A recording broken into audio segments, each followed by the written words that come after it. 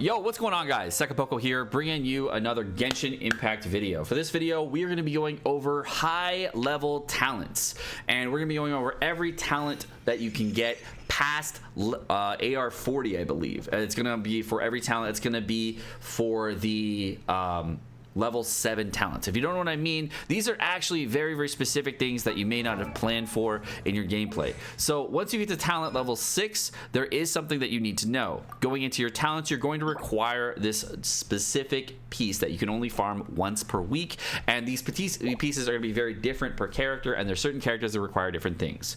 So this is a resource that you're going to have to farm on the weekly that you get pretty much past AR 40 on, and this is something that you're going to need to know going forward, because once you start getting these pieces, this is one of the major reasons getting to AR 40 quickly and burning resin earlier is a really powerful thing for a next extra couple weeks of these kinds of resources. However, you can pace at your own pace, do whatever you want. We're going to be going over these talents specifically and going over those in this video. Let's go jump into it.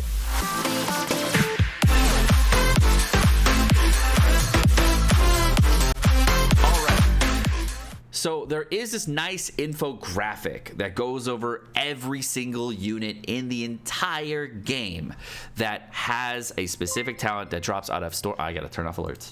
Sorry about that. So basically in this video, we're gonna be going over the talents that drop and each of the materials that drop. Now the wolf is gonna drop one of these 3 materials, which is gonna be these 3 up top, and Storm Child is gonna drop these 3. Now the child boss, however, may drop an entirely different set of these types of materials. We do not know, because it is a weekly boss. Talent book drops may drop out of that. I do not know, don't know anything. Zhongli might have his own different talent set. I don't fucking know. We'll have to look into it, but he might drop stuff for this. I don't know, because we would have to get specific information from beta testers that they're not even allowed to release right now, so don't know.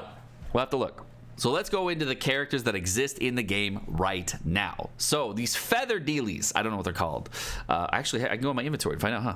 So I found them all on my materials list here. I have 5 of them right now, 5 sets of them. Now, they are the Dvalin Plumes. This one's for the Lucan stuff. The Dvalin Claw, the Dvalin Sigh. We have the Tail of Boreas, the Ring of Boreas, and I believe the last one is something else of Boreas. I don't remember. The Spirit Locket of Boreas. So all of these are going to drop weekly on the bosses, and they have an RNG chance of dropping so that you can level up talents. Now, what's really interesting, of course, if you do want to know, prior to level 45, you can only level them up to rank 8. You actually cannot get past that. You're not going to be able to get past that until AR rank 50. So free-to-play players are going to have lots of time to get these maxed out, and this is a guide, so you can, anybody who wants to farm these books or whatever it may be, or the talent upgrade, so you can upgrade the talent specifically. So rushing from AR 40 to AR 50, not super helpful, and that's actually because you're going to need a large amount of talent upgrades. So everybody who's doing that, it's going to be a little bit harder for you because you're not able to do that. So which characters should you give these talents to? Well, in the first row up here, we have the Dvalin Plume, and this one you can have it to Venti, Chi-Chi, or Jinku. Now, if you have Venti, my best bet would be Venti's ultimate 100%. This is what I would do personally.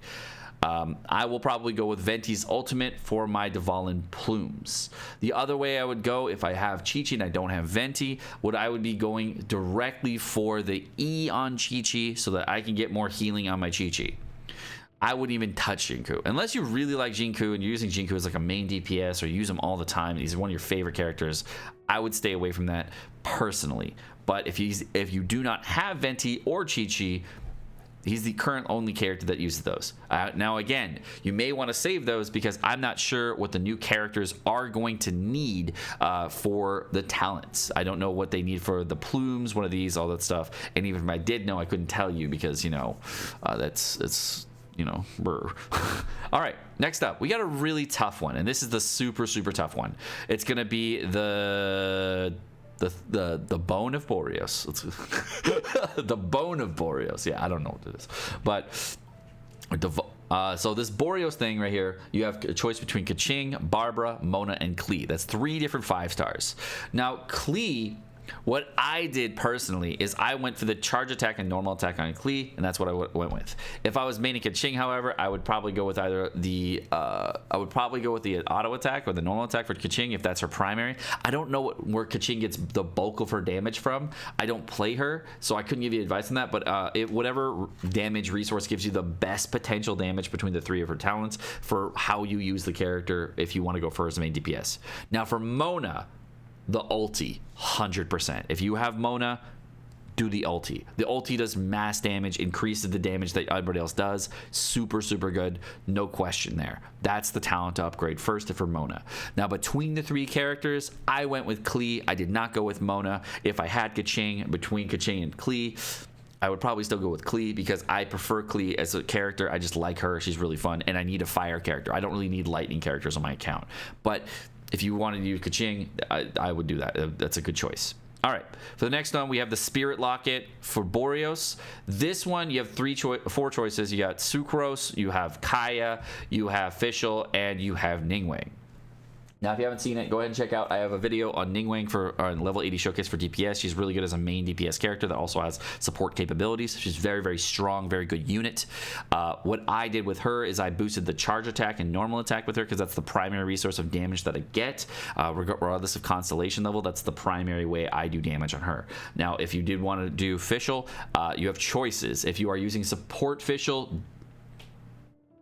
might be better to go with someone else. You could go with the E, but it might be better to go with someone else. Especially if you consider using Ningguang as a primary DPS, it might be better to go that. But support Fischl, if you really want to just use the talent books on Fischl, the E is fine.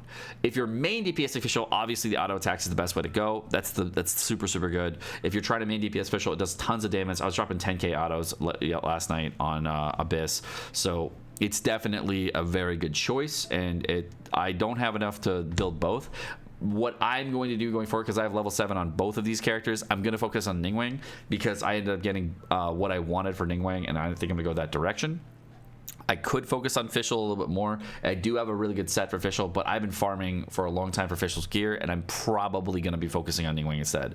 As far as between Sucrose and Kaya, if you don't want to build any of these units and you wanted to like do a main DPS Kaya build, I play main DPS Kaya, and to be honest, I don't know if I would invest into him too fully. I would do the autos though. Like there's a give and take there. Sucrose, I have no clue how to play this character. I've been looking, I've been watching, but I hear she's really inconsistent, and I hear that the E and the ulti are much more prevalent in what you use to get bigger damage. But I would say that this is kind of a waste as far as support goes. I would say Fischl would be a better choice as far as increasing the E damage for support, because you would get bigger Fischl bird damage, and that does a lot of damage. So I would assume that would be a better support choice for most players. But again, I don't play Sucrose, so I'm not going to give you advice. If you play Sucrose and you know better than me, all power to you. All right, next up we got the Dvalin Plume over here. Now this one right here is between Jean, Diluc, and Bennett. If you main Jean, you know better than I do. What I've seen from Jean, the primary thing for Jean is her E is really strong. People really like her E. I don't know what the best talents are for Jean, so I'm not going to give you too much advice there, because the 3 characters that I have not like fully played, well, there's like 4 characters I've fully played in this game, are Kaching, Sucrose, and Jean. Those are the 3 characters I really don't play, and the only other character I don't play is Noelle. And every other one I've played, oh sorry, 5, because I don't play Jinku. So there's 5 characters I don't play. Those 5 I can't really get advice on. Jean, I'm not sure. I would go find somebody else for that information. I don't know. And I don't even know if I would invest in her unless you're going main DPS Jean, in which case the auto attack seems like the best way to go. Personally, I don't know, because, don't main Jean. But for Diluc, I am 100% going with the E. If I'm gonna use this Dvalin Plume thing, I'm gonna go with Diluc's E, 100%. The only thing I would go with would be the white damage for his normal attack. The ultimate is really cool for big burst damage, but the E is huge. Like, I drop massive bombs on my E, but I also go with a full Crimson Witch set, and when I go with the full Crimson Witch set, my E damage goes through the roof, so I really like that better. The normal attack damage, if you're using Wolf's Gravestone, I really don't know, dude, as far as like Wolf Gravestone style Diluc, because there's like 3 different builds for Diluc that are really, really strong. And if you are building for like a more attack-based build and less of a fire-based build, less Crimson Witch build, then definitely go with the auto attack for the normal attack. Or if you're going for a gladiator build or something like that, definitely go with the actual normal attack charge attack for Diluc. That would be the better way to go. The ultimate, If you want to just see big freaking numbers, go for it, fine. But like, you don't really need to boost the ultimate. Once it's like 6, you're fine. It's not like it's gonna boost your damage so much that you're gonna go crazy. You're just gonna need a bigger one hit. For Bennett though, ulti all the way. Unless you're main DPS Bennett, then it's the E. You definitely want to do the E if you're doing main DPS Bennett. And if you don't know how that works, I will be doing a Bennett showcase pretty darn soon about why ultimate is really good for Bennett, all that stuff, and boosting him out. I'm actually between Diluc and Bennett, I'm actually personally on the fence on which one I want to do right now, and I'm actually kind of leaning toward Bennett as the character I would like to focus on for the Dvalin Plumes, which is really weird because Diluc is like, what? It's a 4-star versus a 5-star. What are you thinking, Sekapoko? And like, I understand where you're coming from, but I've used Bennett for a couple days here, and I'm like, whoa, I really, really want to fucking focus that ulti. And like, and if you don't know why, I will be making a video, so it'll go over that specifically. But stay tuned for that video. It'll come out soon. All right, next up, we got the Claw, the Dvalin Claw, or I don't remember its name. We got Lisa, Razor, Noelle, and Zhengling. Now, 3 of these characters are main DPS characters. If you're doing a main DPS for any of these 3 characters, do the auto attack, right?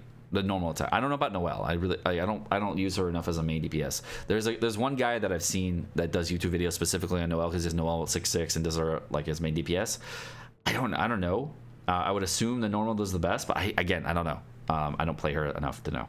Razor, yeah, the autos for sure. You definitely, if you boost the autos for Razor, he'll go through the roof. Like, the normal attack for him is nuts. The increase on the normal attack damage, the overall damage, the defense decrease from talent upgrade or from constellations, everything can be really, really good with him with this. Superconductor boosting fizz damage, all that. Normals all the way for sure. Zhangling, with the way you use a crescent pike and everything, 100% go with the normal attacks. Super good. Support builds. Now for support build for Zhangling,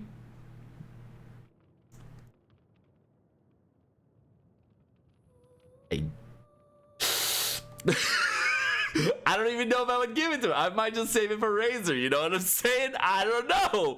I don't even know if I would do that. Support build Zhangling. You could do the bear, but I don't know if I would do that. I might actually just focus on a different character, to be honest with you. I don't know if I would focus like that seems really sus to me. But yeah, if I was free to play and I was focusing on a different character, I would probably focus Lisa. And if I didn't want to focus either of these 2 as a character, or if you didn't like them as much, Noelle maybe, but like I would probably focus Lisa. And if I was doing Lisa, we were just looking into this, and we're trying to figure out what the better way to go is between like an E, a charge attack, all that stuff. It's kind of up in the air at first. She has a good like split build. You can deal with a lot of different things, and she's kind of a really good reactor as well as support DPS character. So I haven't like gone back into Lisa, but she's really good, and I'm trying to like figure out what I would do personally. It's tough though. All right, but I think anything for her is fine. All right. Next up, which is the last one, which is really interesting, we have the Dvalin Sigh, and this is between Chungyang, Beidou, and Amber. And this is really interesting to me personally because Amber is my primary DPS reactor on my free-to-play account, and she's just dropping 18,000 charge attacks right now with level 6 talents. Will I be upgrading that? Fuck yeah. 18k bomb headshots, hell yeah, I'm gonna upgrade that. That's bitchin'. I'm gonna try to drop 25k by the end of in like 2 weeks, dude. That's my goal. 25k headshots on Amber. That's what I'm going for. So and I'm trying to do that with a 3-star weapon. I can't even imagine what it would be with a better weapon, like black clip weapon or something like that. I'm definitely curious. So yes, I will be focusing Amber on my other account. Now I actually do have Chungyang build out fully, and what I've realized for Chungyang is I've got my Chungyang to 70. I've been playing him for a while. Main DPS Chungyang is kind of meh. It's really cool. You can do shatter comms to like break and stuff like that. You can do some good damage on him, but support Chungyang is where it's at. So like if you're doing Chungyang as a main DPS, you definitely want to focus the auto attack, the normal attack for sure, because that's where you get your primary damage source from. Super good. If you're trying to do something else, I don't know, man. It's gonna be hard. I don't know. Support Xiangyang for talents. I don't know if I would focus them. I don't know if I would give them to him. I might actually just save them. Beidou, E all the way. You definitely want as max rank E quick as you can. If you're doing main DPS Beidou, you can go normals if you want to. But E and then your ultimate. The E is where like Beidou's whole kit revolves around that full counter, getting that big surge damage on someone and hitting them really hard in the face with a counter. The counter multiplier is one of the highest E damage multipliers in the entire game, if not the highest E damage multiplier in the entire game. It does so much freaking damage. And the problem with it is that it's lightning, so you can't get a good like a melt reaction to boost it even further or something like that. You can get some okay damage with it in other ways, but if you're trying to do just big damage straight up without like getting any kind of reaction, it does some of the highest damage in the game. So definitely it can do the E. If you're looking to do her as a support reactor though, and you're trying to use her with Mona or some other characters to just drop her ultimate by itself with just lightning damage does crazy damage, and I would definitely focus the ultimate if you're looking to just drop an ulti and then switch back. This is really good with like an energy based build with lightning on it, with lots of energy recharge, like with a skyward sword, whatever they're called. I can't remember the two-hander's called, skyward greatsword or something like that. That's really good for this, and that's what talent I would focus first. But there's my thoughts and opinions on talents for every character in the game and what I would do personally and how I would build them going forward for talents past AR40 and what I would focus on specifically. My name's Sekapoko. Let me know what your thoughts are in the comment section down below based on what you guys think, what you guys would do in your situations, all that stuff. And you guys have a great rest of your day. Peace.